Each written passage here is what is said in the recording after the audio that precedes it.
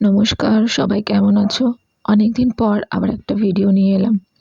এটা মন্দিরটা তোমরা আশা করি সবাই চেনো।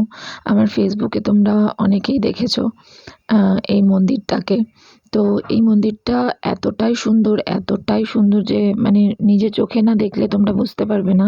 পুরো মন্দিরটা দেখানো সম্ভব নয়। তো আগে দেখিয়েছি আমার অনেকগুলো ফটোশ্যুটে, তোমরা দেখেছো আশা করি। তো এই মন্দিরটাতে একটা নতুন কিছু হয়েছে, সেটা হচ্ছে এই শিব মন্দিরটা। তো এই শিব মন্দিরটা এই শিবরাত্রিতেই উদ্বোধন হয়েছিল।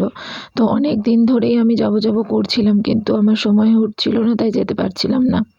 তো একটা জিনিস আমার গিয়ে ভীষণ ভালো লাগলো যে আগে এই মন্দিরটাতে কিন্তু এত লোকজন হতো না, কিন্তু এই মন্দিরটা করাতে বেশ মানে কি বলবো, একটা টুরিস্ট স্পট বলেই মানে হয়ে গেছে আমার, যেটা মনে হলো দেখে। আর ভীষণই ভালো লাগলো, ওখানে একটা এক্সিবিশনও বসেছিল এই আমাবস্যার জন্য। তো আমার মনে হয় যতদূর সম্ভব এখানে আস্তে আস্তে জায়গাটা খুবই ভালো উন্নত হয়ে যাবে এবং ভীষণ ভালো হয়ে যাবে, কারণ সত্যিকারই বলতে জায়গাটা ভীষণ সুন্দর বানানো হয়েছে। এটা দেখো, শিব মন্দিরের ভেতরে দেয়ালে এই ডিজাইনগুলো করা, মানে মন্দিরটা দেখলে মানে দেখতেই থাকবে, এত অপরূপ দেখতে লাগছে, এত ভালো লাগছে দেখে।